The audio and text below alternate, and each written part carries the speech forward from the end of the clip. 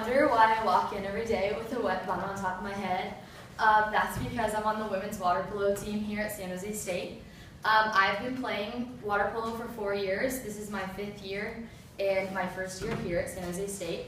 So I wanted to teach you guys how to play the game that I love to play and that everyone has no idea what it is. So I'm going to teach you how to play water polo. So I'm going to start off with the history, go into the basic equipment and rules that you need to know, and then the basic setup of how you play.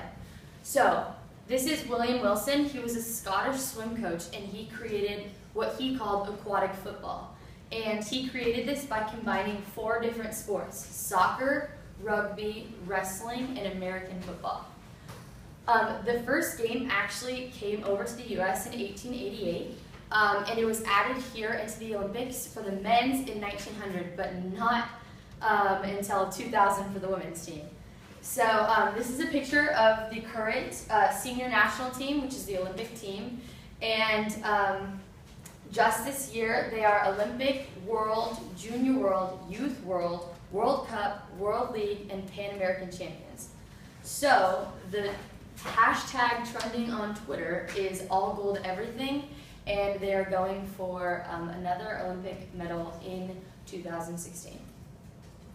So although water polo hasn't been around for that long, there are some outstanding players that are still making their mark and that have made their mark.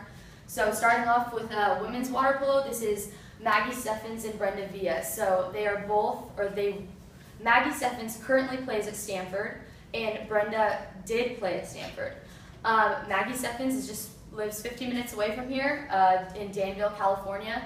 She is the World Water Polo Player of the Year in 2012, and she's Player of the Year in 2012 and 2014. Brenda Villa has participated in every Olympics to date for women's water polo, and she is the most decorated female in women's water polo history, and also is the Women's Water Polo Player Decade of the Year. This is actually Peter Uberoth. He was a San Jose State Spartan. He graduated in 1959 with a business degree from here. He played on the water polo team here.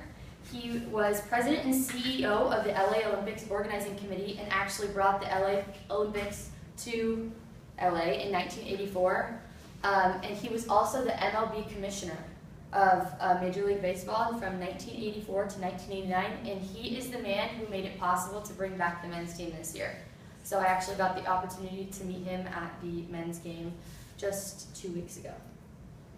So starting off into the equipment of what you need is you're going to need a regulation-sized pool, which we have here at San Jose State. The men's pool is a little bit larger than the women's. It's a 33 meter by a 30 meter course, whereas the women's is a 25 meter to a 20 meter course. So the equipment you're going to need 2 goals. You're going to need protective caps. These are caps that just slip over your head with just some little ear protection. You're going to need a water polo ball, which I have here. Women's balls are smaller than men's balls because we tend to have smaller hands. And you are going to need swimsuits. So the swimsuits shown here, so obviously the really small ones are Speedos for the guys. And I brought in one of my suits, okay? So in the back, they have zippers. So they zip up, and you're supposed to buy them 2 sizes smaller than you should wear them because people grab you. So, basic rules. No, you cannot touch the bottom of the pool. You have to tread the whole time. So there's different colors on the side of the pool. The red is the 2 meter mark. If you're on offense, you cannot go inside of it. And the yellow line is the 5 meter, which is where all penalty shots are taken. There's different kind of fouls in water polo. There's a minor foul, which is if you just push the ball away, or if you grab someone and pull them down just a little bit. You're going to hear one whistle like beep, and then the ref will hold their hand up, and the person who you fouled gets a free pass. You have to back up. And then a major foul is when you kick off of someone, you punch them in the face, you have 2 hands and you're pushing them down. That's an ejection, you get kicked out and you have to go sit out for 20 seconds, and you hear multiple whistles like beep, beep, beep, beep, beep, and then the ref points and you have to go sit in timeout. So some more basic rules. Players can only use one hand, except for the goalies. The objective is to score on the opposite team's goal, like soccer. And there are shot clocks, like in basketball, so you only have 35 seconds in a possession to try to score.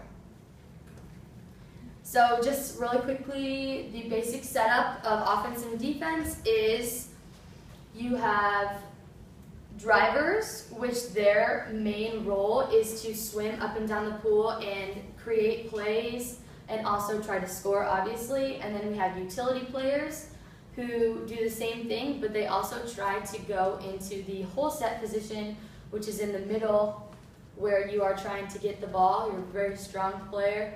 You like to turn people and you're trying to put the ball away. So that is that. And so there's different kinds of setups for when people get kicked out and whatnot, but I'm gone way over my time. So I suggest that you guys, now that you know, come out and watch us in the spring, go out and watch the men's program. For all you people that hear the whistles in the morning, now you guys can understand what's going on in our scrimmages at 5 a.m. And you have exactly 322 days until the Rio de Janeiro Olympics, so I suggest you get in the pool and start training so you can make that Olympic team.